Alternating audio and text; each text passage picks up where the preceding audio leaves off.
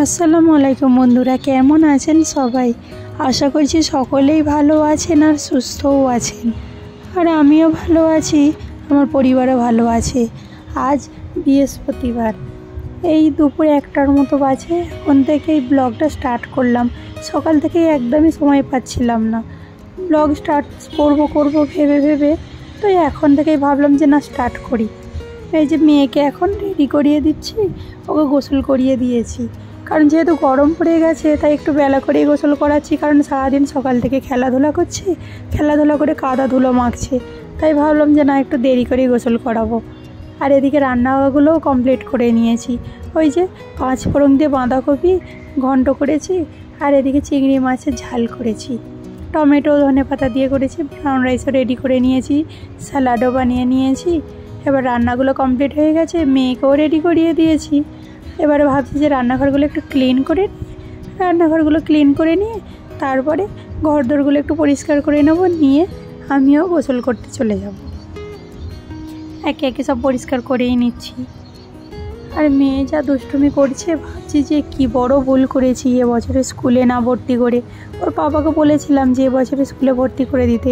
উনি বললেন যে এখনও ভালো করে ও খাওয়া দাওয়া করে না ঠিক মতো, তো নিজেও যদি এখন ও স্কুলে গিয়ে কান্নাকাটি করে বেকার, ওকে নিয়ে আসতে যেতে হবে, অতটাও আমাদের এখন সময় নেই। তো এখন ঘরের মধ্যে একটু পড়াশোনা করুক, একটু ভালো করে শিখুক, তারপরের বছরে দিয়ে দেবো।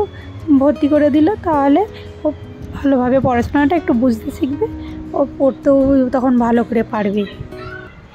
আর এই যে গোসল করে চলেও এসেছি, তো এসে সর্বপ্রথম মনে পড়ে গেল যে না, হাতের চুড়িগুলো আমার প্রায় কালারটা একটু চটে গেছে, না আগে চুড়িগুলো চেঞ্জ করে নিই।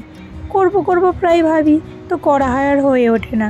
তাই ভাবলাম যে না, আগে যেহেতু মনে পড়েছে তো পরেই নিই।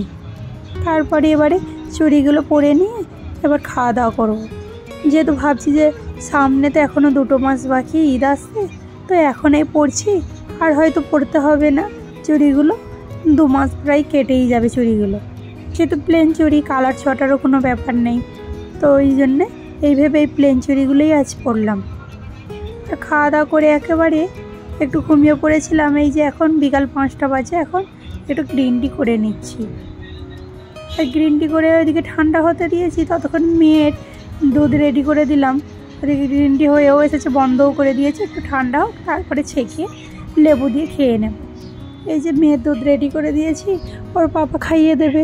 আর এদিকে আমি আমার গ্রিন টিটাও আগে নিয়ে তারপরে বাসনপত্র কিছুটা আছে ওইগুলো পরিষ্কার করে এগুলো সব ধুয়ে নেব।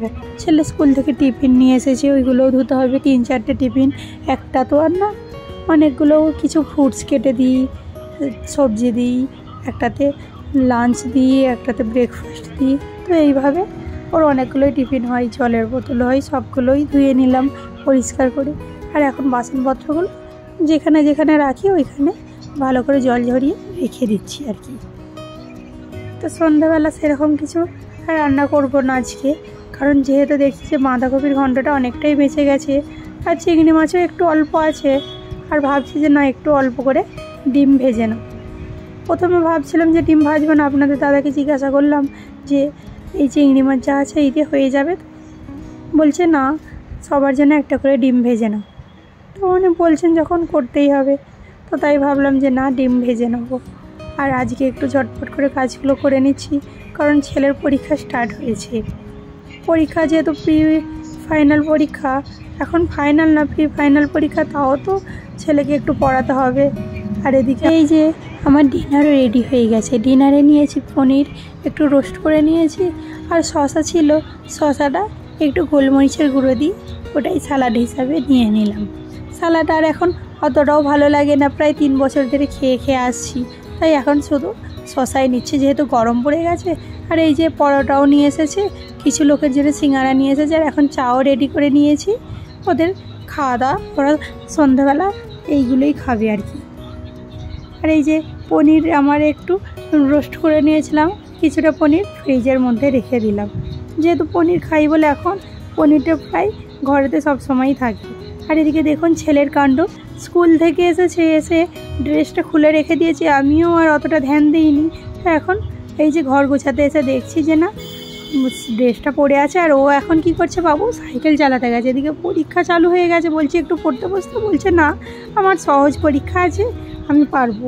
যেহেতু ম্যাথ পরীক্ষা আমি সব কিছুই পারি, তো আমার ম্যাথে প্রবলেম হয় না, আমার ফেভারিট সাবজেক্ট, আমি ম্যাথ পারবো। তো তাই এখন পড়তে বসছে না, বলছে না আমি একটু সাইকেল চালিয়ে আসি, তারপরে এসে একটু পড়তে বসবো। আবার সাইকেল চালিয়ে আসার পরেই শুনছি যে সাইকেলের ব্রেকের মধ্যে কিছু একটা প্রবলেম করেছে। বলছে তো না আমি সাইকেল ফেলিনি, কী প্রবলেম হয়েছে এখন 2 দিন আর সাইকেল চালাতে পারবে না। ওর পাপা সেই সানডেতে ঠিক করে নিয়ে আসলে তারপর আবার চালাতে পারবে। আর এদিকে কিছু খুচরো পয়সা ছিল, তাই ভাবলাম বোকাভাড়ের মধ্যে রেখে দিই, কারণ এদিকে ওদিকে রাখলে মেয়ে তো এটা ওইটা কেনার জন্য বায়না করবে।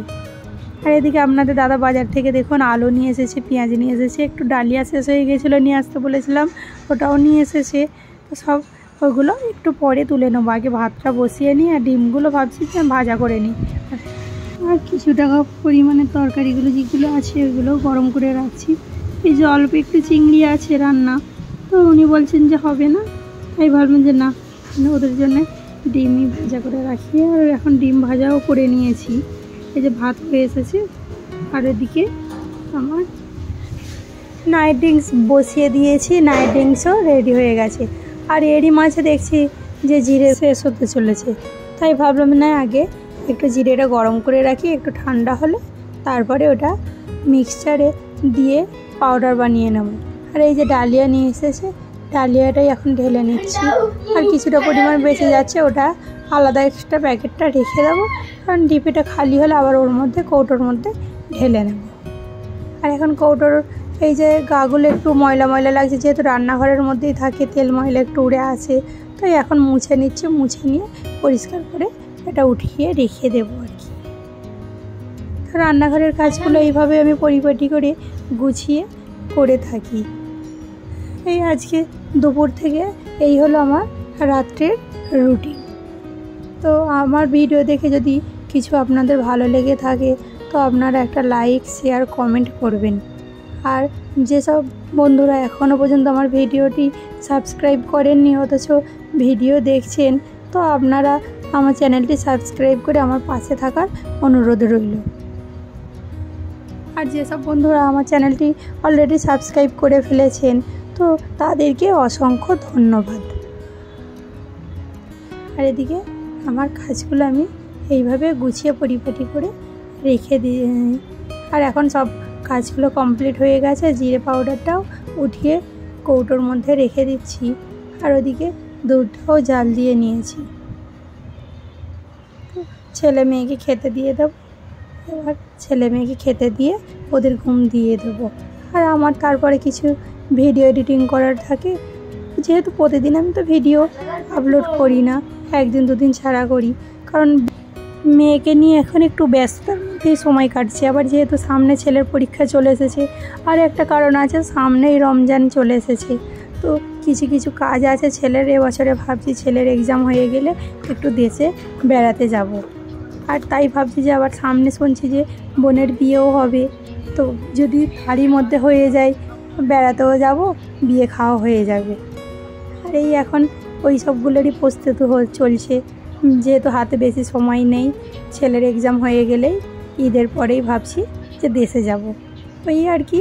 তাই ভিডিও এখন ঠিক মতো দিতে পারছি না, যেহেতু এখন 2-3 মাস এইরকম 1 দিন 2 দিন ছাড়াই ভিডিও দেব। আর অনেকটা কাজ আছে, আরও কিছু গোছগাছ করার আছে, কেনাকাটাও কিছু করার আছে সামনে। যেহেতু সর্বপ্রথম এখন ছেলের এক্সাম আছে, এক্সামের পড়াশোনাটাও একটু ভালো করে করিয়ে দিলে একটু নিশ্চিন্ত হতে পারবো। তো আজ ভিডিওটি এখানেই শেষ করছি, দেখা হবে পরের একটি ভিডিওতে। সকলে ভালো থাকবেন, সুস্থ থাকবেন, সাবধানে থাকবেন। আর ব্লগটি কেমন লাগলো একটি কমেন্টের সাহায্যে জানাবেন। আল্লাহ হাফেজ।